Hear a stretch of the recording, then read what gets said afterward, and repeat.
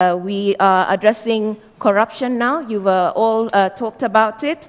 And so I'm going to ask you about your records, because some of you, those of you who've been in public service for some time, are associated with certain events in our history which have been thrown up in your quest for leadership.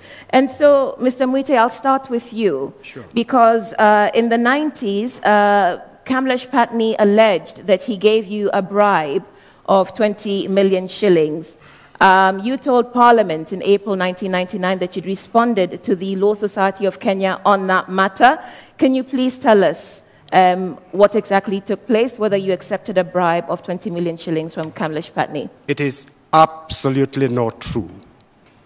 I mean, what was happening in the 90s is that I and Professor Anyang' Nyong'o were the ones who broke out this issue of Goldenberg. The system then focused on me. And let me tell you, some of us have had to pay very high prices. At the personal level, it was a well-orchestrated campaign to silence me on the issue of Goldenberg. You will remember that the Commission of Inquiry by Bosire, despite whatever other shortcomings it may have had, their report was there, and Mr. Mwite wasn't mentioned. There is no truth in it. It may be possible that some individuals around me may have gone and gotten money from him on the basis that he was going to intervene, they were going to intervene. It isn't true. In fact, shortly after the time he says that he gave me that money, I was the lead counsel on behalf of the Law Society in mounting a private prosecution in the Goldenberg matter. So there isn't an iota of truth to that. Let me just follow up on that, because yes, if I remember correctly, the Law Society then said they found that you or persons associated to you had accepted a check of 15 million shillings and cash in 5 million shillings. So for purposes of clarity, because we know what a drain corruption has been on this country, could you please clarify that for us? That is what I said earlier. Individuals around me may have gotten money. Mr. Mwite did not get any money whatsoever. And in fact, Mr. Patni himself eventually accepted that he never gave me any money at all. And that is on record in the Bosire Judicial Commission of Inquiry. Okay. Thank you very much for that, sir. Mr. Mudavadi, you're also linked to Goldenberg, and more recently in 2010 to a cemetery land scandal. You've been investigated in the case of the cemetery land scandal by Parliament. Could you just clarify these scandals and your role in them for us? Let me start with the Goldenberg issue. The Goldenberg issue is an export compensation scheme and a pre-shipment scheme that was abused. And I was appointed to the Treasury in 1993 when the Goldenberg scheme was in force. So what did I do? I terminated it. And what were the steps that I took to terminate Goldenberg? First, I got Pricewaterhouse to set up a special audit on the transactions surrounding Goldenberg, which they did. Consequent to that, my time in Treasury, I was able to close several banks that were associated with the abuse of the pre-shipment and pre-export scheme. I got this out of the way. Many banks had to close. We even changed the law regarding the central bank vis-a-vis the question of what central bank can do and what it cannot do. The law was changed during my tenure, and this was to close the whole chapter of Goldenberg. I was subsequently also exonerated by the Bosire Commission, which was a public inquiry that went on for 3 years. Now, the second issue is the issue about the cemetery. This is a procurement issue at the City Council of Nairobi.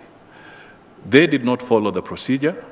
They failed to follow the laid down procedure, and the matter was investigated. I personally wrote to the Anti-Corruption Authority, and I said this matter should be investigated. They did investigate. I was interrogated. They interrogated many other people, and after their findings, they took the matter to court, and that is where the matter rests now. Right. Thank you very much for that. I just want to be clear. 2 parliamentary commissions investigated you, if I'm not mistaken, and one found you culpable and another cleared you. Could you just address the parliamentary investigations? First of all, let's agree that Parliament has an oversight role. They did their investigations, but I want to state very clearly that I was not culpable, and I stood my ground, and I attended the sessions of both those committees, and I maintain very clearly that I was not involved in any malpractice. Thank you very much. Ms. Karua, I'll come to you because you say you're committed to the rule of law and to tackling corruption and impunity. I will then question your treatment of whistleblowers in this country because, of course, they have been the ones who've alerted us to corruption in the country. Yeah. Yet you, as Minister of Justice, have not put out any support for, say, John Githongo, David Munyake, or Naftali Langat. May I say that I became Minister of Justice December 2005. If you remember, John Githongo announced he had left the country January of that year. So he was not around the country to demand or look for any protection. Munyake was earlier than I was Minister for Justice. And what I did during my time, the only witnesses who came to me were witnesses related to the Charterhouse Bank. I gave them full support within the ambit of the law at that time. And some of them eventually left the country. And even when their issues have come in Parliament, when they were being called names, I was the sole voice saying we should not trash whistleblowers. Okay, I'll zero in on David Munyake because we know that unfortunately he died a couple of years ago. Have you, or did you, while you were Minister of Justice, make any sort of overtures to his family? Have you made any sort of overtures to John Githongo? Because I remember correctly, if I remember correctly, you and your then Foreign Affairs counterpart, Raphael Tuju, and a couple of ministers held a press conference denouncing John Githongo when he went into exile, fearing for his life over Anglo Leasing. I do not think that there was a joint press conference denouncing him, maybe defending the government's position, because what had happened was that the Anglo Leasing scandal came out. We did, as Minister of Justice, I printed in the newspapers the whole history of Anglo Leasing, who was minister when, and also admitting that it did come up during our time. And it was during my tenure that the Anti-Corruption Law, together with the Public Officers Ethics Act, for the first time did what it was supposed to do. On my recommendation, ministers stepped aside. Never mind that they never forgave me for having them step aside. And I have consistently pursued that line. But in terms of looking after the actual whistleblowers themselves, you've never taken a personal interest in their fortune? In the sense that I've taken personal interest when they have come to me, like the Charterhouse Bank witnesses did. But for those who were abroad, honestly, how would I look after them? David Munyake was not abroad. David Neither was Naftali Munyake, Lagat. his matter was an old matter, and there was no scheme to support what he needed because he came to my office once when I was Minister for Justice. He needed support, financial support.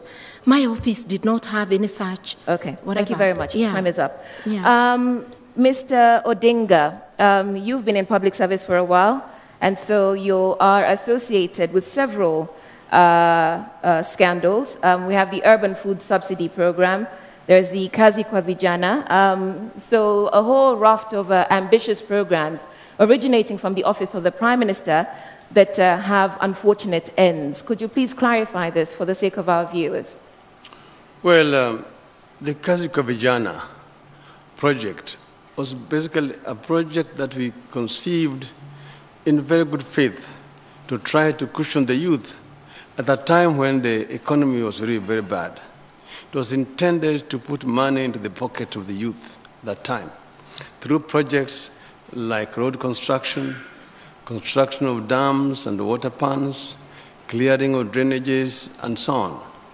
My office was merely coordinating because it was being executed by line ministries, 6 ministries to be exact.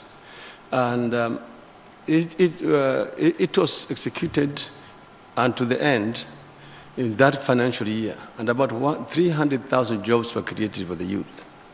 But it was also a good lesson for us. that bureaucracy can actually frustrate something that is very noble, because when it was audited, when we got information that there had been some indiscretion, we asked the Treasury to carry out an audit. This audit was carried out, and it was found out that there had been some double procurement in some ministries. Please carry on, but just watch your time. Yes. And the action was actually taken against the officers who were found to have been culpable. The World Bank also did an audit of this particular program.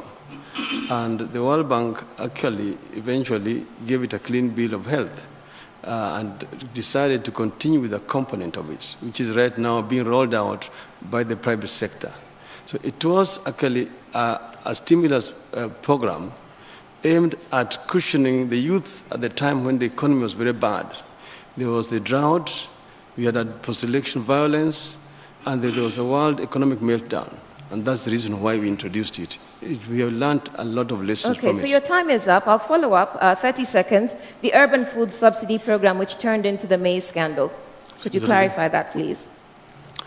The maize scandal, when we got information that there had been some indiscretion, I asked the officers who have been mentioned in my office, the permanent secretary and the chief of staff, to step down for investigations. I also suspended 2 ministers, but as you know that my action was countermanded.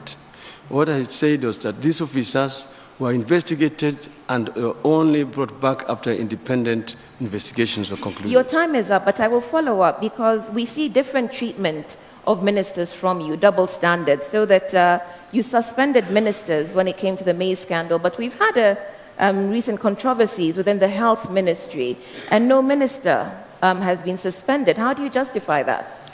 There has really been no concrete evidence provided to show that there's been any kind of wrongdoing in the ministry financially. There have just been wild allegations and claims. If I had any concrete evidence that there was any indiscretion, I would not hesitate to suspend the minister and the permanent secretary. But this has not been the case. Okay. Ms. Karua, you want to say something? I just wanted to remind the Honorable Prime Minister that one gets suspended not because there is concrete evidence against you, to facilitate investigations. And therefore, in the case of the NHIF scandal, there was concrete evidence of irregular payments to health service providers. You will remember that the CEO of the ministry himself was actually suspended in that particular case, and even the board was also suspended. But not the minister? The minister, because the minister, there was no evidence linking the minister with what had happened in that particular corporation. If there had been, I would not have hesitated to suspend the minister to facilitate investigations. Yeah.